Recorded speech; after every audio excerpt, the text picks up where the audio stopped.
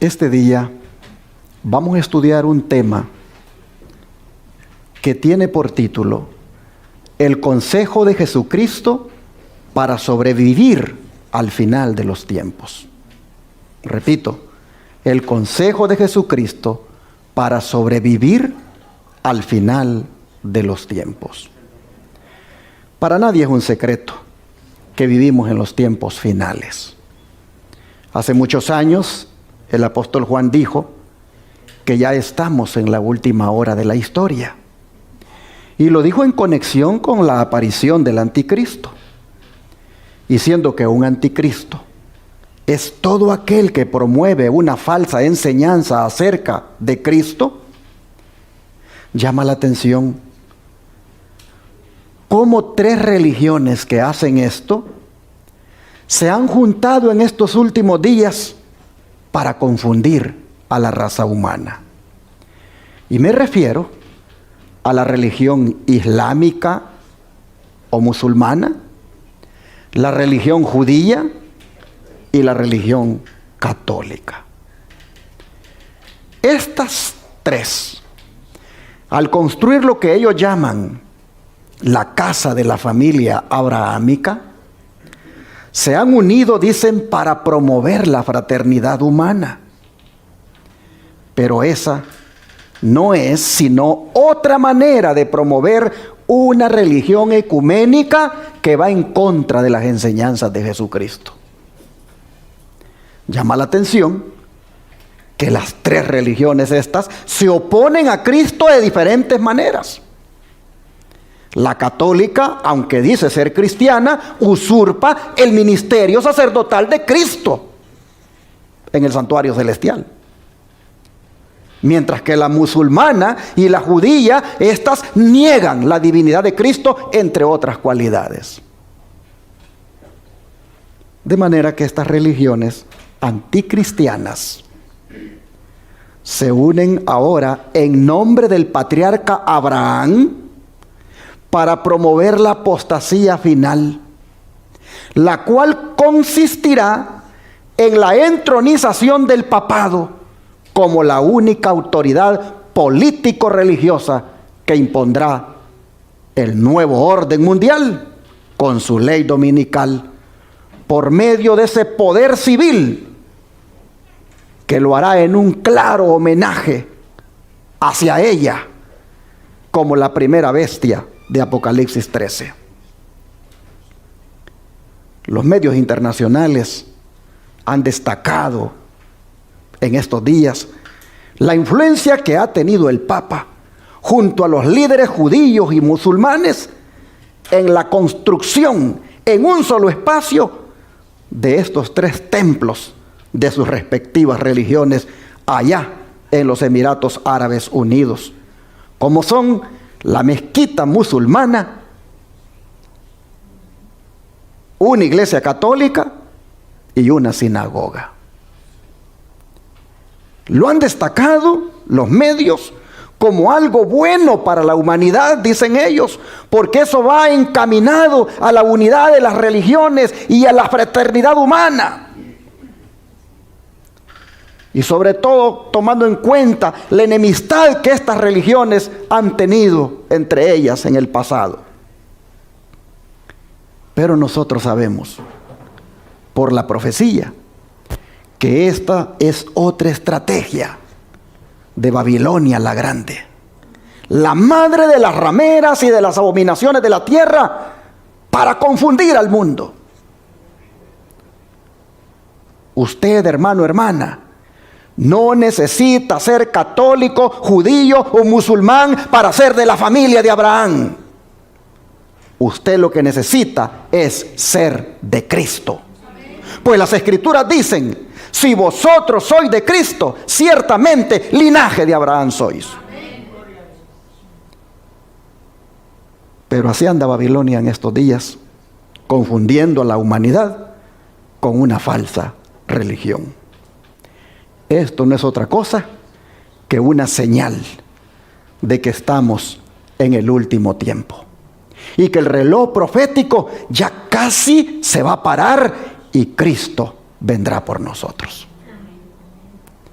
Por eso, como iglesia, hay que prepararnos, hermanos, para poder sobrevivir en todas las áreas de nuestra vida, por las cosas que esta religión ecuménica ha de implantar en contra de los que no se les unan.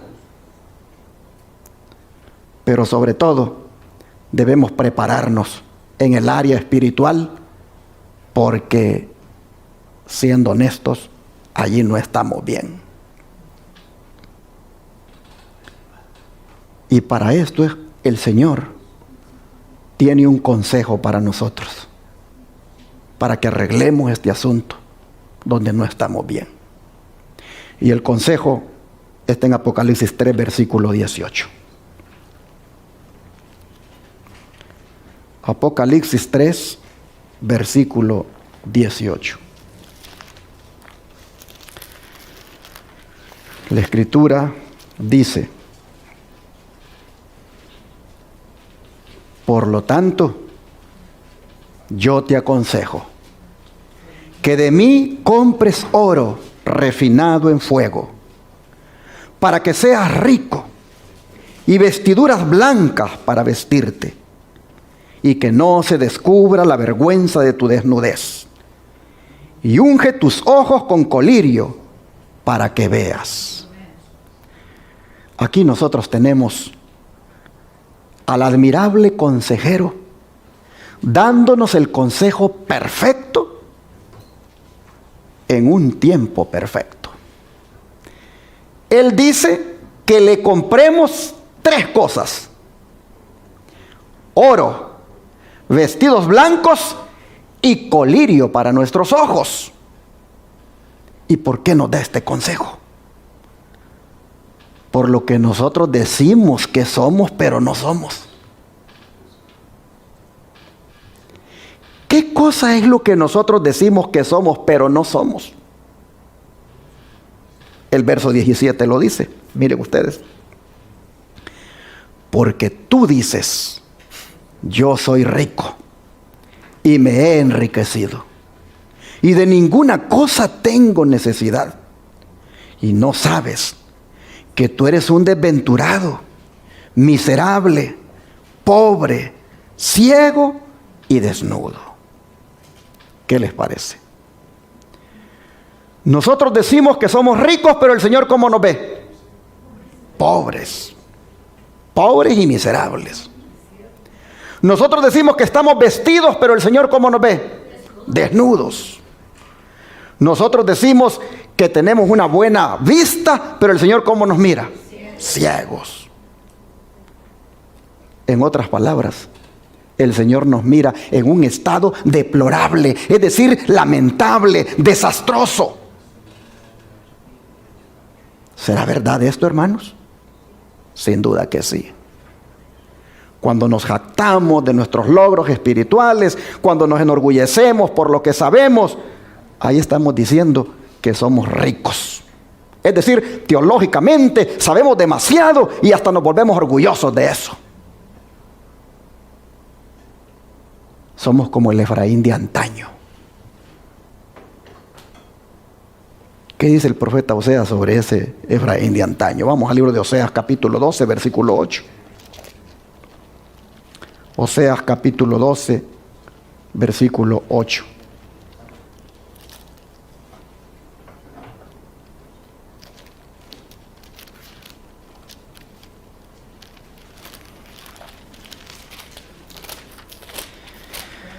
Oseas capítulo 12, versículo 8.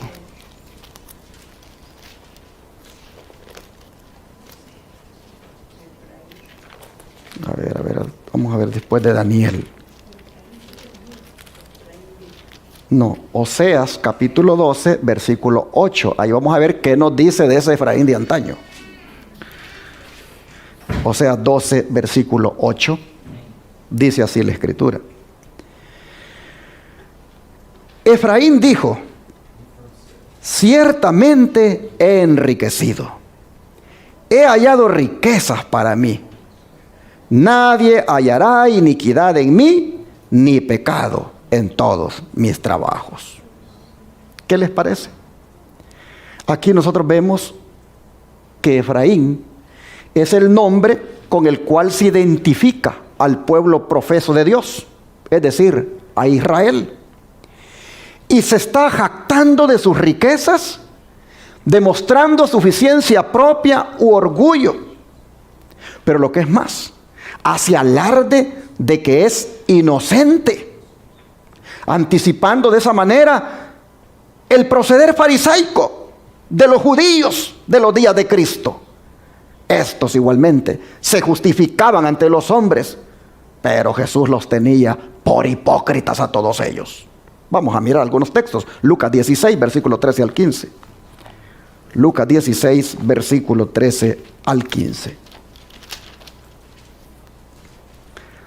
Dice la palabra: ningún siervo puede servir a dos señores, porque o aborrecerá al uno y amará al otro, o estimará al uno y menospreciará al otro.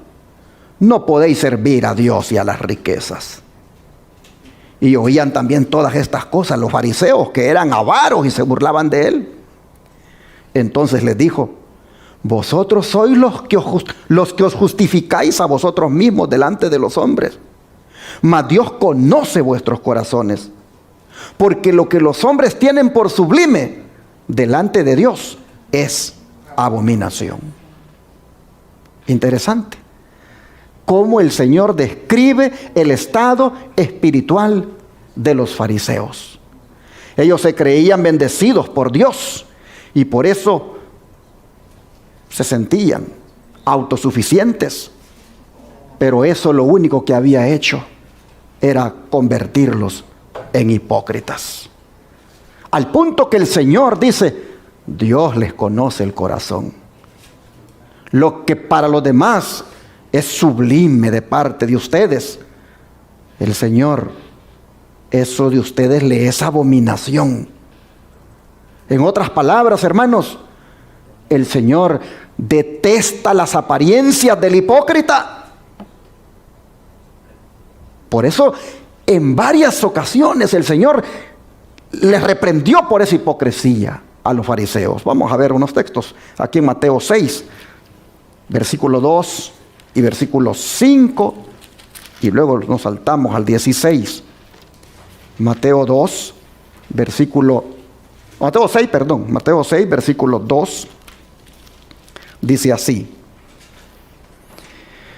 cuando pues des limosna, no hagas tocar trompeta delante de ti, como hacen los hipócritas en las sinagogas. Vuelvo a leerlo. Cuando pues des limosna, no hagas tocar trompeta delante de ti, como hacen los hipócritas en las sinagogas y en las calles, para ser alabados por los hombres. De cierto digo que ya tienen su recompensa. Ahora vean el versículo 5. Y cuando ores, no seas como los hipócritas, porque ellos aman el orar en pie en las sinagogas y en las esquinas de las calles para ser vistos de los hombres. De cierto os digo que ya tienen su recompensa. Ahora el versículo 16. Cuando ayunéis, no seáis austeros como los hipócritas, porque ellos demudan sus rostros para mostrar a los hombres que ayunan. De cierto os digo que ya tienen su recompensa. Y ahora vamos al capítulo 23 de aquí de Mateo siempre. Y vean lo que dicen los versículos 25 al 28. Mateo 23. Mateo 23, versículos 25 al 28. Escuchen y lean si pueden también lo que dice. Mateo 23, versículo 25 al 28. Ay de vosotros, escribas y fariseos hipócritas, porque limpiáis lo de fuera del vaso y del plato, pero por dentro estáis llenos de robo y de injusticia. Fariseo ciego, limpia primero lo de dentro del vaso y del plato, para que también lo de afuera sea limpio. Ay de vosotros, escribas y fariseos hipócritas, porque sois semejantes a sepulcros blanqueados, que por fuera la verdad se muestran hermosos, mas por dentro están llenos de huesos de muertos y de toda inmundicia. Así también vosotros, Por fuera, a la verdad, os mostráis justos a los hombres, pero por dentro estáis llenos de hipocresía e iniquidad. Hermanos y hermanas, el problema de fondo estaba en el corazón del fariseo. Aparentaba que era piadoso, consagrado, pero solo para llamar la atención de los demás.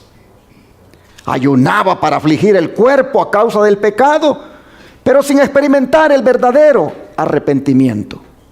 Y eso solamente era esquivar el verdadero problema.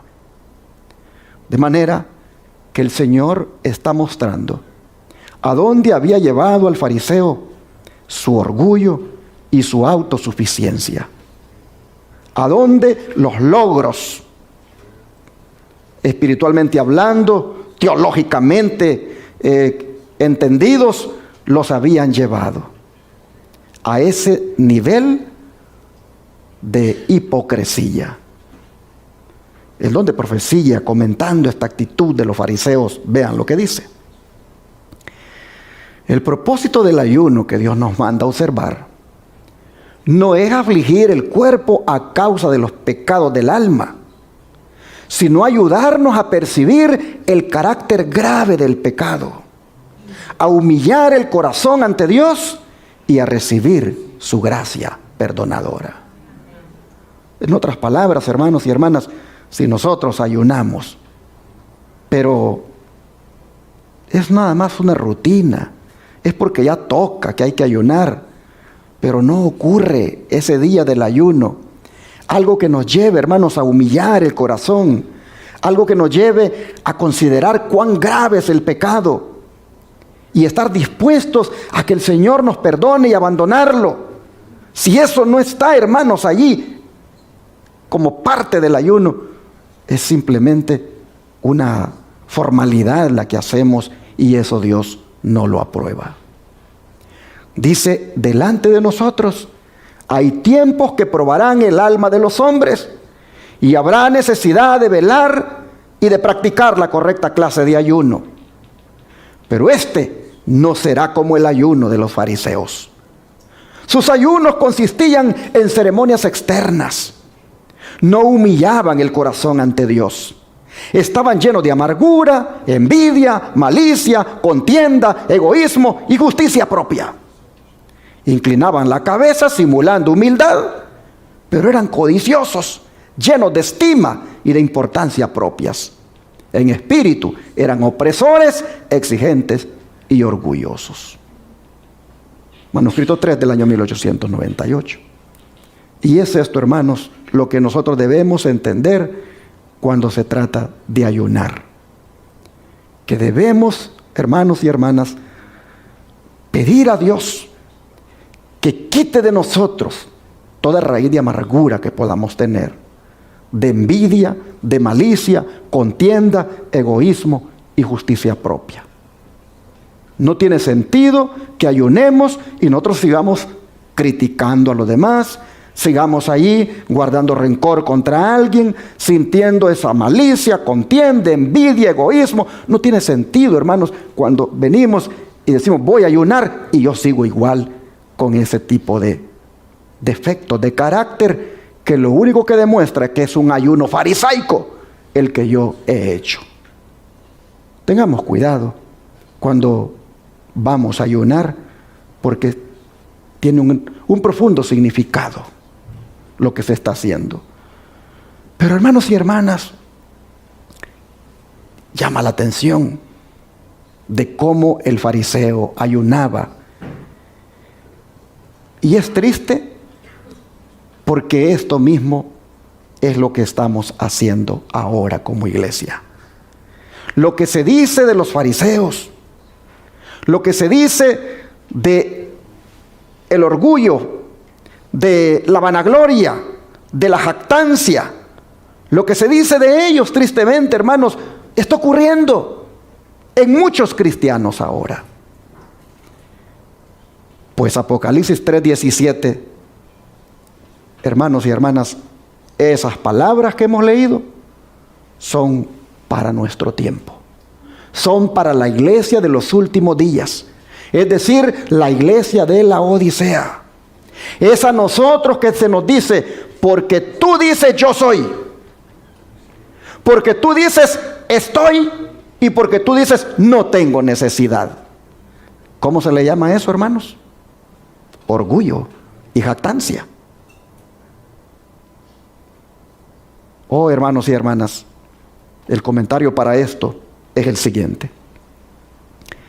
El que se cree sano y el que se considera razonablemente bueno y está satisfecho de su condición, no procura participar de la gracia y justicia de Cristo. El orgullo no siente necesidad y cierra la puerta del corazón para recibir a Cristo y las bendiciones infinitas que Él vino a dar. Jesús no encuentra albergue en el corazón de tal persona. Los que en su propia opinión son ricos y honrados no piden con fe la bendición de Dios ni la reciben. Pónganle atención a eso. Que Jesús no encuentra albergue en el corazón orgulloso de una persona. Si yo preguntara aquí, ¿quién aquí no es orgulloso? Levanten la mano los que no son orgullosos. Mis hermanos, el orgullo es el pecado más terrible que puede haber. ¿Y cuánto esposo orgulloso hay que no se habla con la esposa por un buen tiempo por puro orgullo? ¿Cuánta esposa hay que no se habla con el esposo por puro orgullo? Oh, mis hermanos. ¿Cuánto hermano a veces también andan ahí enojados y ni la cena del Señor quieren recibir por orgullosos que no quieren humillarse?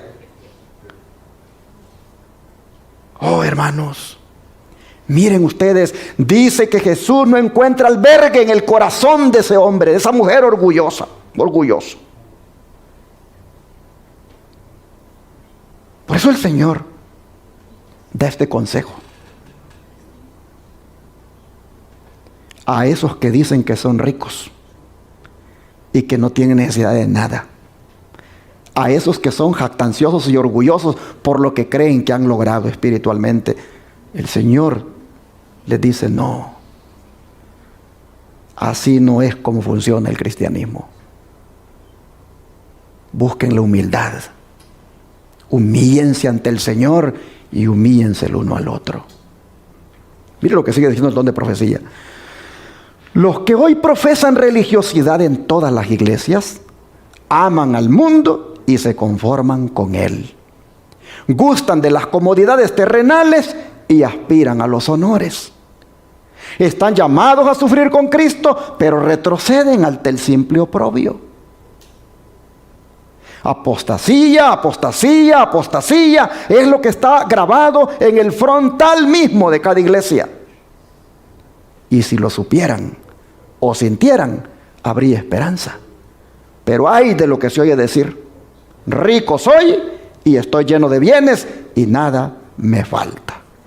¿Cómo, dice el Señor, los puedo ayudar así en esa posición de orgullosos, de jactanciosos y de no querer reconocer que están mal? Hermanos y hermanas, ¿cómo esta sierva del Señor, Elena White, en estas citas inspiradas, ella habla verdades que acompañan a lo que Cristo ha dicho? Tú dices que eres rico, pero yo te veo como pobre. Eres un desventurado. Indudablemente, hermanos y hermanas, que con las acciones y no tanto con las palabras es como uno dice que es rico y que se ha enriquecido. Con las acciones. No hay nada que ofenda tanto a Dios o que sea tan peligroso para el alma humana como el orgullo y la suficiencia propia. De todos los pecados, el más desesperado es el más también incurable: el orgullo. Yo pregunto, ¿padece de esto la iglesia? ¿Padece de esto, la iglesia de los últimos tiempos? Sin duda que sí. Pero esto lo único que hace es convertirnos en miserables pecadores, es decir, desdichados, de lástima, dignos de ella. Y hermanos, es algo que tal vez no agrade escuchar, pero es la verdad. Yo les pregunto a ustedes, ¿a cuántos de verdad les gusta que les digan la verdad? Miren, hermanos, en estos últimos tiempos hay un grupo de cristianos que solo tiene comezón para oír dos cosas: o para oír temas de lo que está pasando y de lo que viene, o para oír temas de puro amor. Pero temas donde les digan la verdad, mire lo que hacen: mejor cambian de canal. Cambiemos de canal. Cuando ya se están metiendo con mi vida, con mis defectos de carácter, con mi orgullo, con lo que yo soy y que lo estoy haciendo mal, cambiemos de canal. Pasémonos a oír a que este me está diciendo lo que está pasando ahorita y lo que ya va a venir. Quiero oír. O oigamos a que solo me habla del amor de Dios. Quiero oír. Pero que me dice la verdad, cambiémosle de canal porque no me gusta. Pero no se dan cuenta que que les está diciendo la verdad, se las está diciendo con la palabra de Dios. Y que es para que cambien.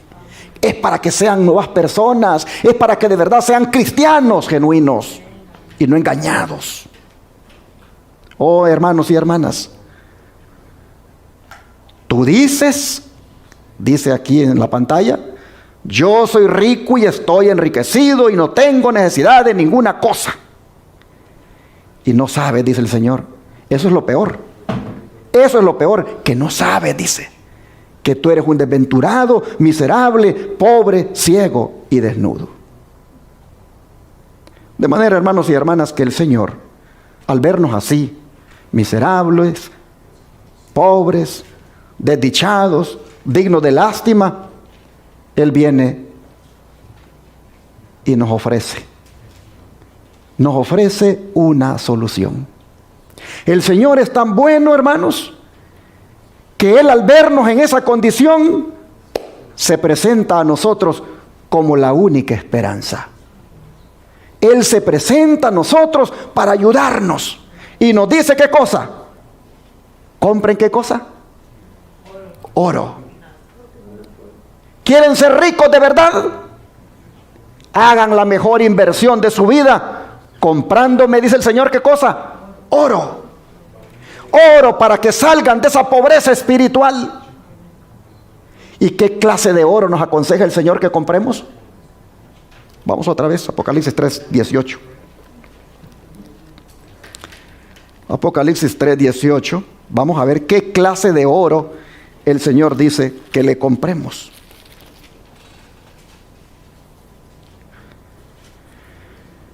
Dice: yo te aconsejo que de mí compres oro, pero ¿qué clase de oro? Refinado en fuego. Ese es el oro que quiero que me compren. Y ese oro que me compren, ese los va a hacer ricos de verdad. Ese les va a quitar la pobreza espiritual en la que han caído. Oro refinado en fuego. ¿Por qué oro refinado en fuego? Porque el oro refinado en fuego tiene una característica, y es que es puro y resplandeciente. Es limpio de otros minerales o impurezas que pueda tener. Pero este oro que el Señor nos dice que le compremos, es, hermanos, símbolo ¿de qué cosa? De la fe. Mire lo que dice el don de profecía. El oro probado en el fuego, que se recomienda aquí, es ¿qué cosa? La fe y el amor. Enriquece el corazón porque se lo ha refinado hasta su máxima pureza. Y cuanto más se lo prueba, tanto más resplandece. Las pruebas de la aflicción y la persecución son el oro que es probado en el fuego y hallado puro. Joya de los Testimonios, tomo 1, página 479. Así que el oro, hermanos, es la fe. Pero la fe, dice esta cita, debe resplandecer como el oro. Y para eso se le debe someter a un proceso de purificación por medio del fuego de la aflicción y la persecución. ¿Por qué razón? Por lo que dice esta otra cita que les pongo. Nuestro Padre Celestial ve el corazón de los hombres y conoce su carácter mejor que ellos mismos. Él prueba a estas personas y en su sabia providencia las coloca en diferentes puestos y circunstancias para que revelen lo que está en su corazón y los puntos débiles de su carácter que ellas mismas desconocen. Les da oportunidad de corregir estas debilidades, de pulir las toscas aristas de su naturaleza y de prepararse para su servicio, a fin de que cuando Él las llame a obrar estén listas y los ángeles del cielo puedan unir sus labores con el esfuerzo humano en la obra que debe ser hecha en la tierra. Así que, hermanos y hermanas, si el Señor ha dejado que pases por alguna prueba, o si el Señor permite que pases más adelante por alguna prueba, si el Señor no impide el sufrimiento, hermano, hermana, debe ser porque Él está puliendo tu carácter. Debe ser porque Él te pule para la gran obra que te espera más adelante, como es la de dar a conocer el fuerte pregón del mensaje del tercer ángel. Vea cómo sigue diciendo esta cita. A los hombres a quienes Dios destina para ocupar puestos de responsabilidad, Él les revela en su misericordia sus defectos ocultos, a fin de que puedan mirar su interior y examinar con ojo crítico las complicadas emociones y manifestaciones de su propio corazón, y notar lo que es malo para que puedan modificar su disposición y refinar sus modales. En su providencia, el Señor pone a los hombres donde Él pueda probar sus facultades morales y revelar sus motivos, a fin de que puedan mejorar lo que es bueno en ellos y apartar lo malo. Dios quiere que sus siervos se familiaricen con el mecanismo moral de su propio corazón.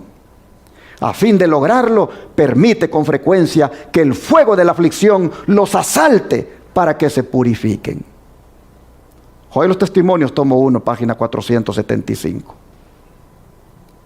Oh, mis hermanos, cuando no nos pasa nada, nosotros no vemos ningún defecto de carácter. Todo está bien con nosotros. Necesitamos que nos pase algo. Necesitamos pasar por alguna prueba. Necesitamos pasar por alguna aflicción para verdaderamente mirar nuestros defectos de carácter. Allí uno dice, en esto le estoy fallando al Señor. Como les conté la vez pasada, en una escuela sabática.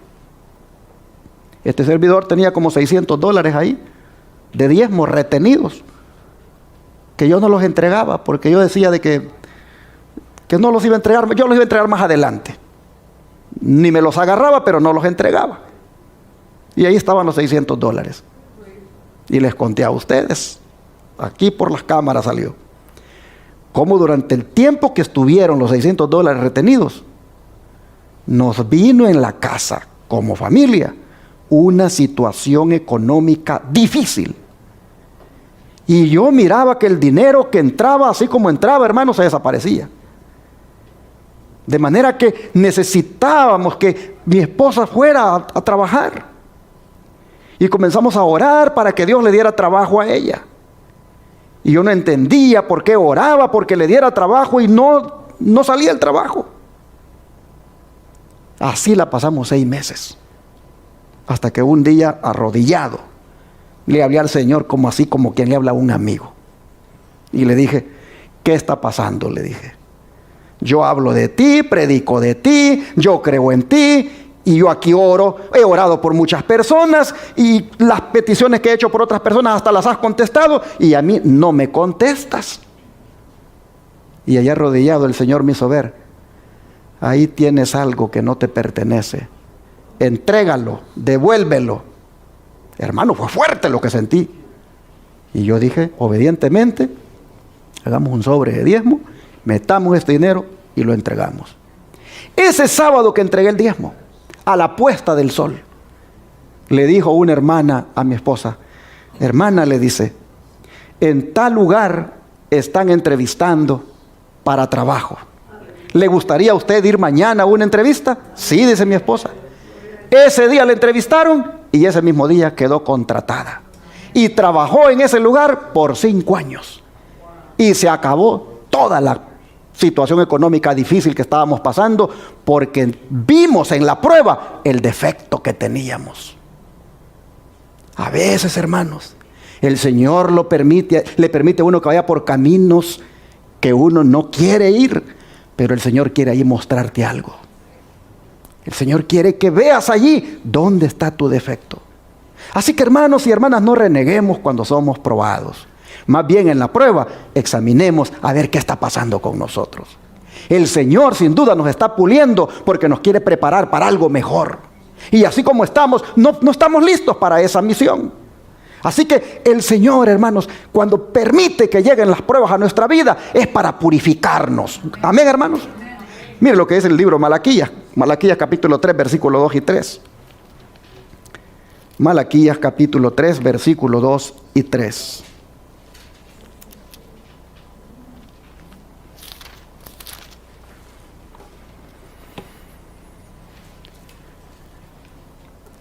Dice así la palabra del Señor, Malaquías capítulo 3, versículo 2 y 3. ¿Y quién podrá soportar el tiempo de su venida? ¿O quién podrá estar en pie cuando Él se manifieste? Porque Él es como fuego purificador y como jabón de lavadores. Y se sentará para afinar y limpiar la plata, porque limpiará a los hijos de Leví, los afinará como a oro y como a plata, y traerán a Jehová ofrenda en justicia.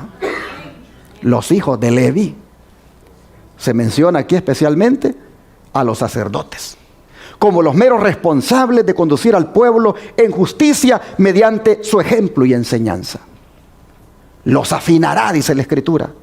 Es decir, el castigo de los hijos de Leví tenía no solamente el propósito de limpiarle su alma, librándole del mal, sino también de promover en ellos la santidad, haciéndolos idóneos para que pudieran ofrecer a Jehová ofrenda en justicia. Y eso mismo, hermanos, es lo que Dios está haciendo con nosotros hoy, tocante a nuestro carácter. El don de profecía dice: todo lo que hay en nuestro carácter que no puede entrar en la ciudad de Dios, será ¿qué cosa?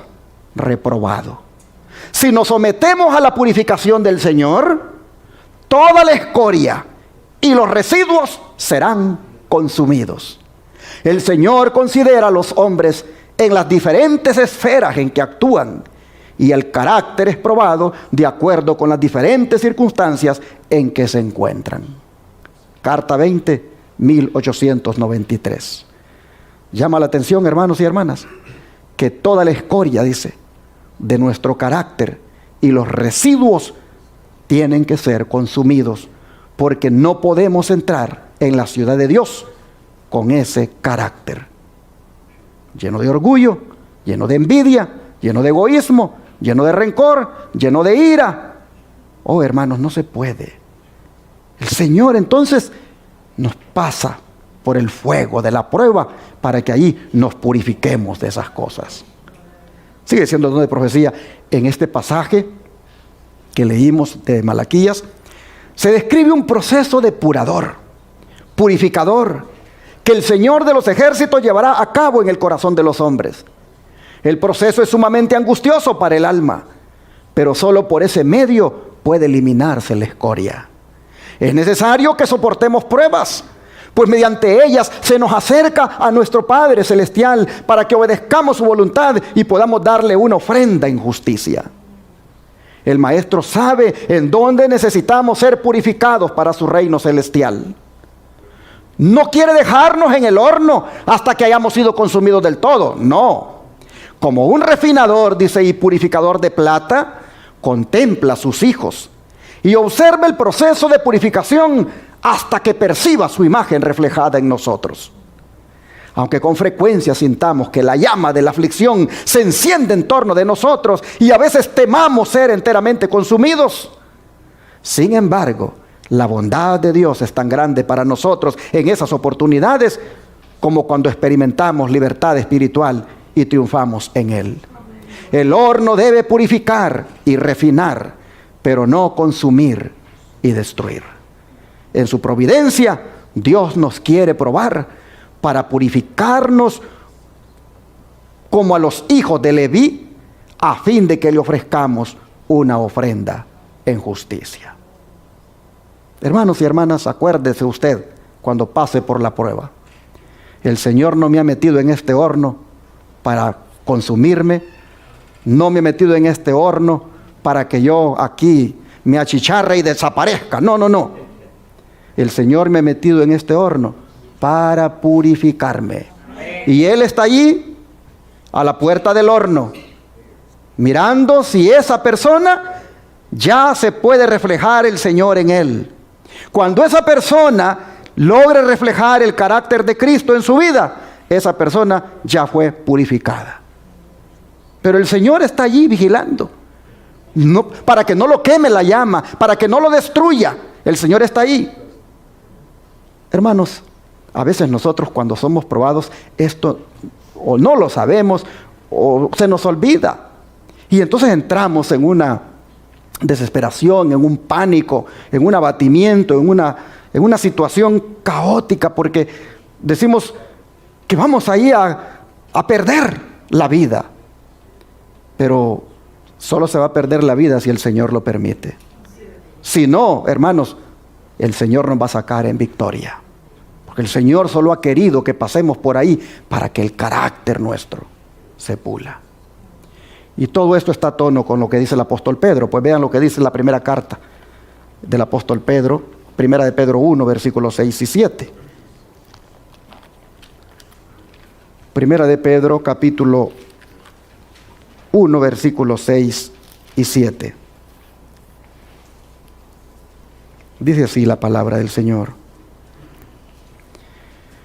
En lo cual vosotros os alegráis, aunque ahora por un poco de tiempo, si es necesario, tengáis que ser afligidos en diversas pruebas. Para que sometida a prueba, ¿qué cosa, hermanos? Vuestra fe, mucho más preciosa que el oro, el cual, aunque perecedero, se prueba con fuego, sea hallada en alabanza, gloria y honra cuando sea manifestado Jesucristo. Noten ustedes, Pedro hace ver que las pruebas a que nos vemos sometidos en la vida son de gran provecho, puesto que aquilatan, purifican y aún muestran si es o no genuina nuestra fe. Es interesante que las pruebas abrillantan la fe, como el oro se prueba y es aquilatado en el crisol. Pero el oro, dice Pedro, ese metal precioso es perecedero. En cambio la fe, dice él, tiene mucho más valor que el oro. Pues en relación, hermanos, con el reino celestial, con la herencia celestial, es que la fe es dada. Pero ¿qué les parece si leemos a Pablo? Para ver el ánimo que él nos da en su propia experiencia. Vamos a 2 de Corintios 4, versículos 17 y 18. 2 de Corintios 4, versículos 17 y 18.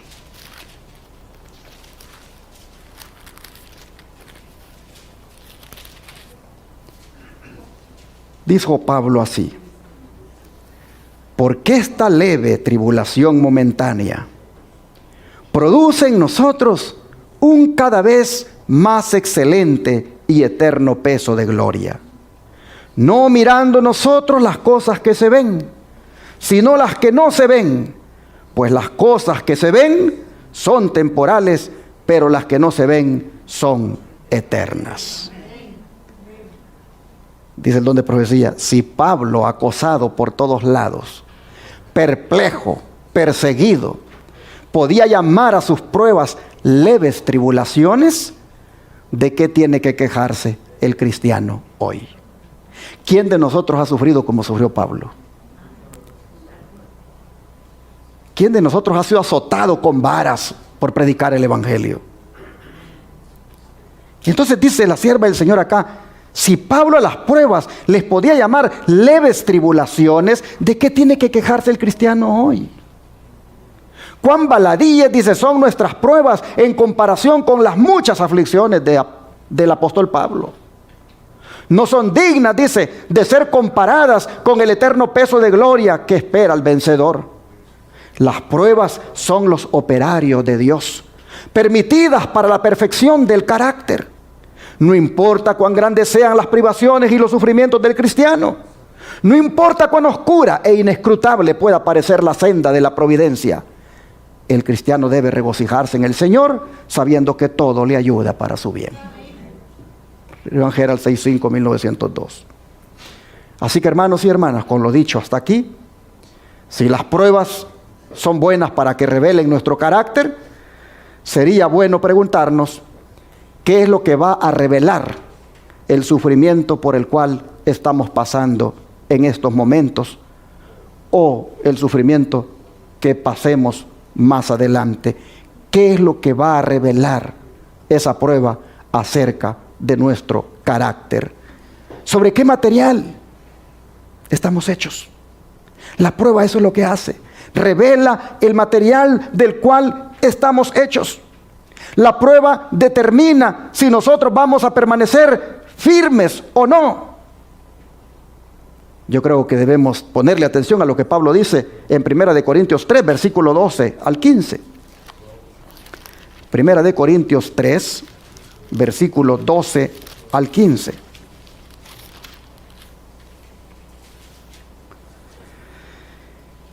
Y si sobre este fundamento alguno edificare oro, plata, piedras preciosas, madera, heno, hojarasca, la obra de cada uno será manifiesta, porque el día la va a declarar, pues por el fuego será revelada, y la obra de cada uno, cual sea el fuego, la probará. Si permaneciere la obra de alguno que sobreedificó, recibirá recompensa. Si la obra de alguno se quemare, él sufrirá pérdida, si bien él mismo será salvo, aunque así como por fuego. Interesante lo que Pablo dice, hermanos. Dice que por el fuego va a ser revelada la obra que cada uno haya edificado. Es interesante que cuando un edificio se quema, solo quedan los materiales que son a prueba de fuego. Lo demás se hace cenizas. El fuego, hermanos, del que habla Pablo aquí, representa los tiempos de crisis. Incluso la hora de la prueba que va a sobrevenir a todo el mundo para probar a los que moran sobre la tierra. La verdadera naturaleza de la fe de los que se llaman hijos de Dios se manifiesta en los tiempos difíciles. Si están verdaderamente convertidos y han sido adoctrinados con el puro evangelio de Jesucristo, oh hermanos, los fuegos de la persecución y de la prueba solo harán que se fortalezca más su fe y que su amor por el Señor brille aún más. Por otro lado, si han recibido una instrucción defectuosa, compuesta de una mezcla de filosofías humanas y componendas con el mundo, su fe no va a resistir la prueba de las dificultades y se van a apartar de Cristo y de su iglesia. Solo los que hayan edificado fielmente sobre el verdadero fundamento llamado Jesucristo y hayan usado materiales resistentes, solo esos verán que su obra perdura hasta el fin. La prueba determinará.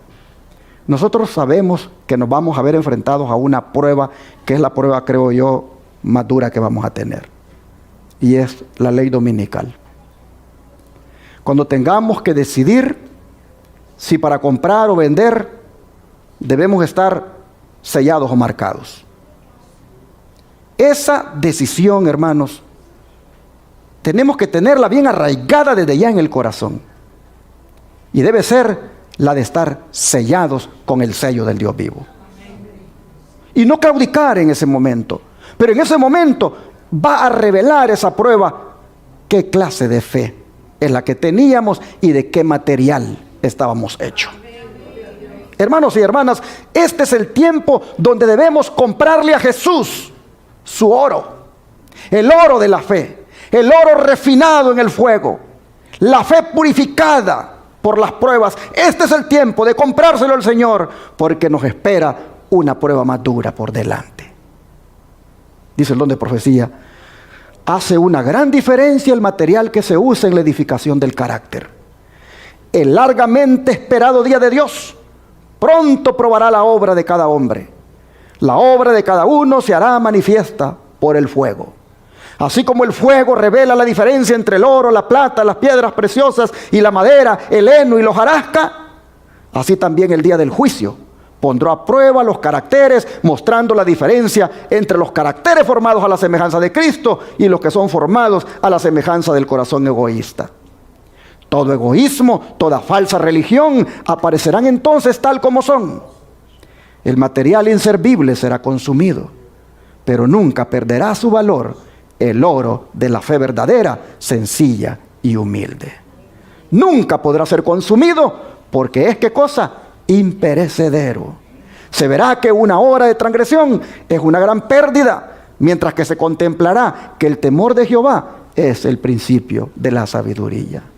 El placer de la complacencia propia perecerá como hojarasca, en tanto que permanecerá para siempre el oro de un principio firme, mantenido a cualquier costo. Review and Herald, 11-12-1900. De manera, hermanos y hermanas, que es pertinente a esta altura de nuestro tema escuchar al apóstol Santiago cuando nos dice lo siguiente. Santiago 1, versículo 2 al 4. Santiago 1, versículo 2 al 4.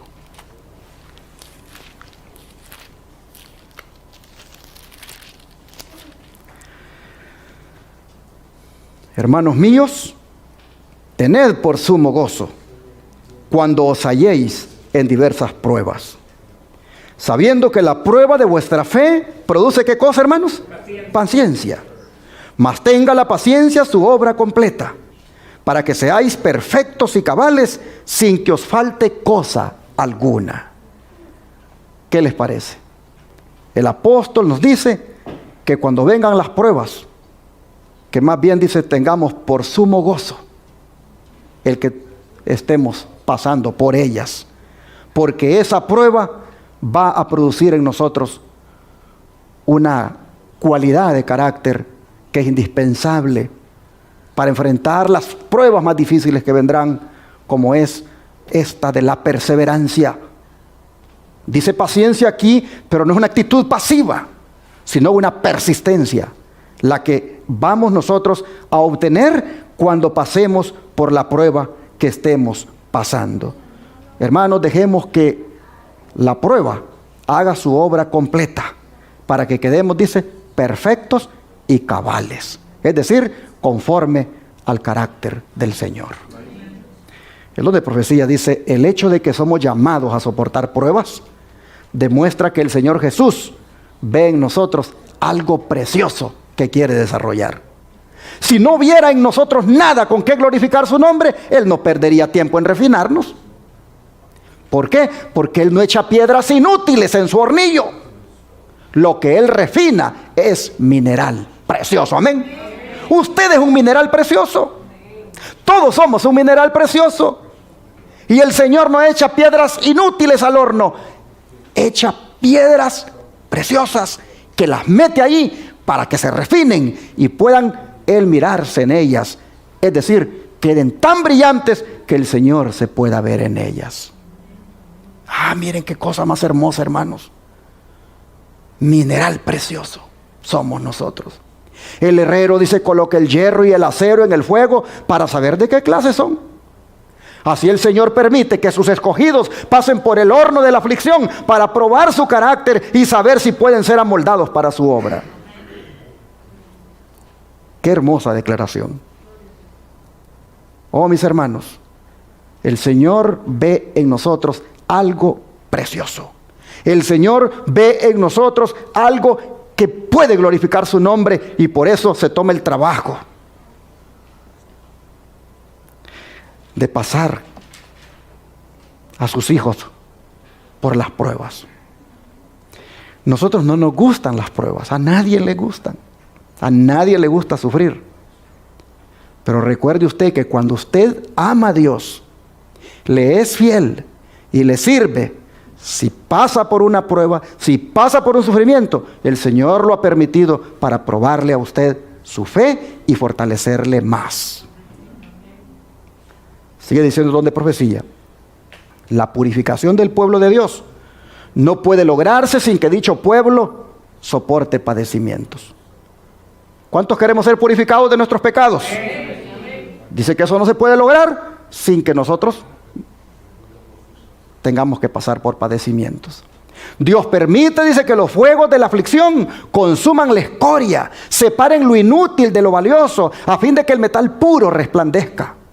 Nos hace pasar de un fuego a otro, probando nuestro verdadero valor. Si no podemos soportar estas pruebas, ¿qué haremos? Dice, en el tiempo de angustia. Si la prosperidad o la adversidad descubren falsedad, orgullo o egoísmo en nosotros, ¿qué haremos cuando Dios pruebe la obra de cada uno como por fuego y revele los secretos de todo corazón? La verdadera gracia está dispuesta a ser probada, y si estamos poco dispuestos a que nos escudriñe el Señor, nuestra condición es verdaderamente grave. Si no estamos dispuestos a que el Señor nos pruebe, nuestra condición es verdaderamente grave. Dios es refinador y purificador de las almas. En el calor del horno, la escoria queda para siempre separada del verdadero oro y plata del carácter cristiano. Jesús vigila la prueba. Oiga esto. ¿Estamos solos cuando somos probados? No. Jesús vigila la prueba. Él sabe lo que es necesario para purificar el metal precioso, a fin de que refleje el esplendor de su amor divino. ¿Qué declaraciones, mis hermanos? Yo no sé ustedes, pero cuando yo leo esto, yo pienso en mí. Y yo empiezo a ver las escorias que hay en mí. Empiezo a ver lo que tiene el Señor que todavía eliminar de mí. Yo debo ponerme a la disposición del Señor para que Él quite esta escoria. Usted tiene que entender que con las escorias que tiene, usted no va a ir al cielo. Nadie va a ir al cielo con sus escorias, con sus impurezas. El Señor está preparando un pueblo, lo está purificando. Y por eso el Señor permite que pasemos por situaciones difíciles. Sigue diciendo, se me llamó la atención a la providencia de Dios entre su pueblo, y se me mostró que cada prueba del proceso de refinamiento y purificación impuesto a los que profesan ser cristianos demostraba si algunos eran escoria. El oro fino no aparece siempre, porque cuando la tribulación o la persecución surgen, muchos ¿qué hacen? Se escandalizan. Recuerden los tales cuando hace solo unos meses estaban juzgando los casos de otros que se hallaban en condición similar a la que ahora ocupan ellos. Recuerden cuidadosamente de qué se preocuparon con respecto a los tentados. Si alguno les hubiese dicho que a pesar de su celo y trabajo para corregir a los otros, se habían de encontrar a la larga en una situación semejante de tinieblas, habrían dicho como le dijo Asael al profeta, ¿es tu siervo perro que hará esta gran cosa? Se engañan a sí mismos. Durante la calma, qué firmeza manifiestan. Cuán buenos marinos parecen ser. Yo cuando leo esto, hermano, yo digo, es que es cierto. Todos, miren, ahorita no hay pruebas difíciles por las que estemos pasando y parecemos, ¿qué cosa? Buenos marinos. Buenos marinos. Durante la calma, qué firmeza, dice, manifiestan. Pero cuando se presentan, dicen, las furiosas tempestades de las pruebas y las tentaciones, ¿qué pasa con esos buenos marinos? Sus almas, dicen, naufragan. Puede que haya hombres que tengan excelentes dones, mucha capacidad, espléndidas cualidades, pero un defecto, un solo pecado albergado, ocasionará al carácter lo que al barco una tabla carcomida. Es decir, un completo desastre y una ruina absoluta. Hoy los testimonios, tomo 1, página 480. Así que es importante, hermanos, saber sobre qué estamos edificando nuestro carácter. Es importante. 1 Corintios 3, versículos 10 y 11. Leamos lo que dice acá. 1 Corintios 3, versículos 10 y 11. Dice: conforme a la gracia de Dios que me ha sido dada, yo como perito arquitecto puse el fundamento y otro edifica encima, pero cada uno mire cómo sobreedifica. Porque nadie puede poner otro fundamento que el que está puesto, el cual es Jesucristo. Así vemos nosotros que es importante saber sobre qué estamos edificando nuestro carácter. Con el Señor, orando, estudiando su palabra, sirviéndole, estamos edificando nuestro carácter en Él. Menos oración, menos estudio de las Escrituras, menos participación en las cosas de Dios. Esa es una edificación del carácter, hermanos, ahí, en el heno, en los hojarascas, en la arena. Así que en Cristo tenemos que edificar este carácter, hermanos. Necesitamos más de Cristo. Por eso Él dice: les aconsejo que de mí compren oro. Y van a ver cómo esa pobreza espiritual en la que han caído se les va a ir. Van a ser de verdad ricos, dice el Señor. Pero compren el oro, este oro refinado en fuego, que es la fe. Dice el don de profecía: la pregunta que debe preocuparnos a cada uno de nosotros es: ¿sobre qué fundamento estoy edificando? Es de la mayor importancia que cavemos hondo, eliminemos todos los escombros y edifiquemos sobre la roca sólida, Cristo Jesús. Él es el fundamento seguro. Solamente en Él se halla nuestra salvación. No hay otro nombre bajo el cielo dado a los hombres en que podamos ser salvos. Y una vez, hermanos, una vez asentado firmemente el fundamento, ahora necesitamos sabiduría para saber cómo edificar. Como Moisés. Moisés, cuando estaba por erigir el santuario en el desierto, ¿qué se le recomendó a Moisés? Vamos a leerlo mejor. Libro de Hebreos 8, versículo 5. Hebreos 8, versículo 5.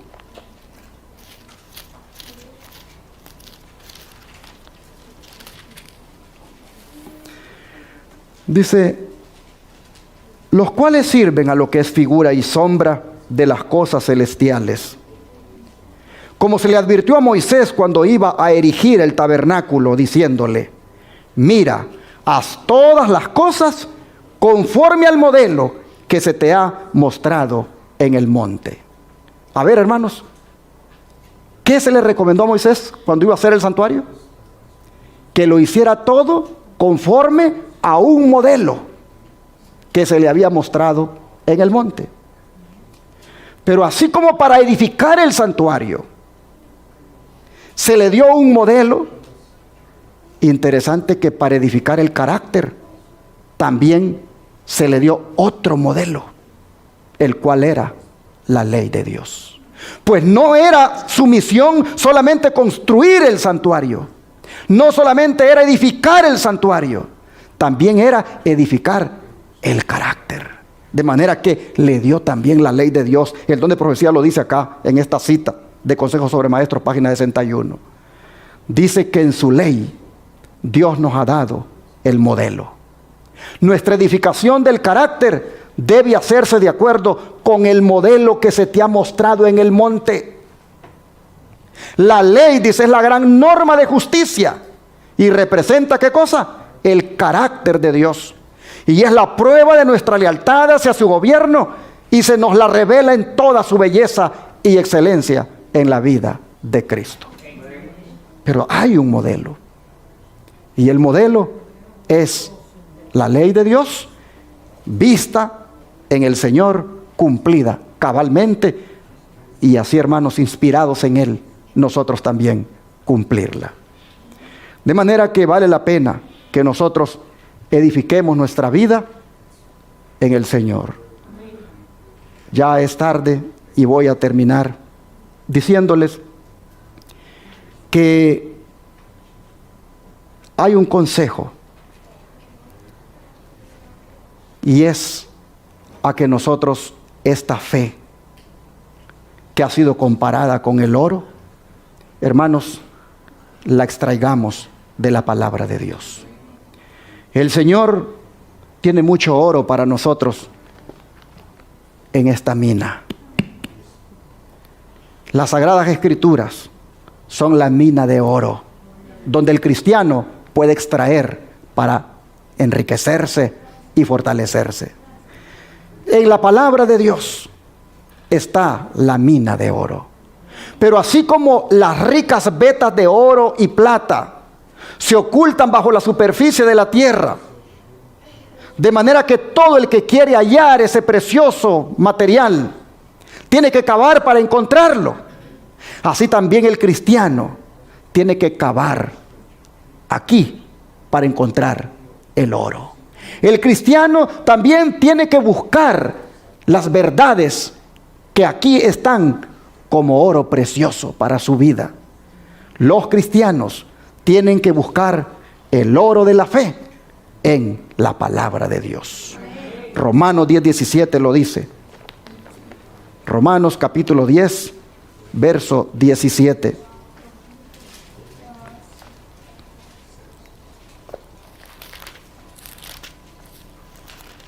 Dice así la palabra del Señor, Romanos 10:17.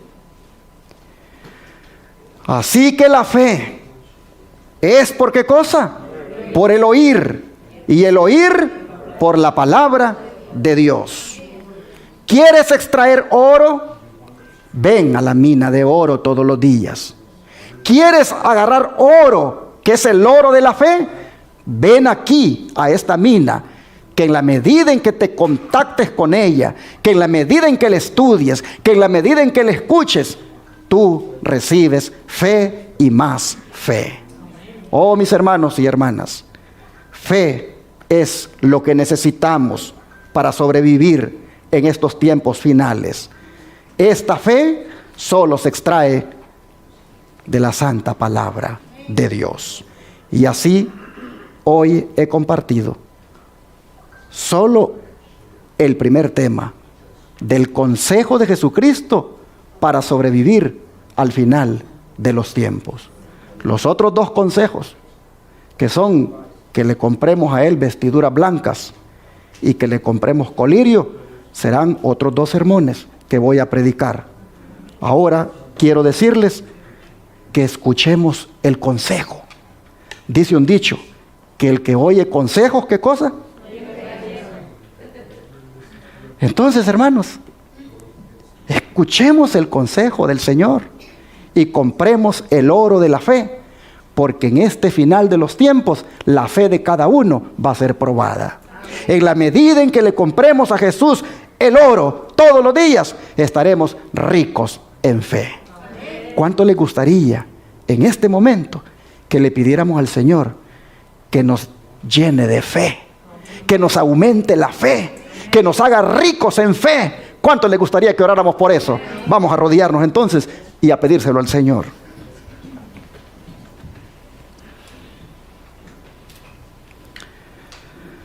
Padre Celestial, este día tú nos has dado el consejo que necesitamos para sobrevivir en los tiempos finales, como es el de comprarte a ti el oro de la fe. Esa fe que se requiere de que sea purificada y refinada por las pruebas. Señor, te pedimos que nos ayudes para tener esa fe. Que nos des, Señor, esa fe. Que nos des como regalo esa fe y que nosotros también tengamos interés en que nos la des cuando venimos para estudiar tu palabra.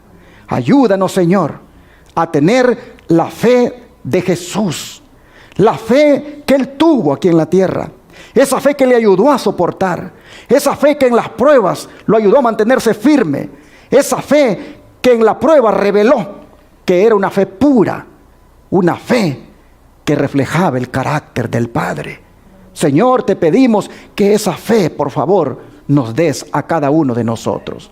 Y en la medida en que se vaya probando la fe, Señor, por pruebas y dificultades que vengan, oh Padre, que tengamos presentes que en esa prueba tú nos vas a acompañar. Tú estarás con nosotros. Así que este día, Señor, te decimos como los discípulos, aumentanos la fe. Te lo pedimos en el nombre de Jesús. Amén.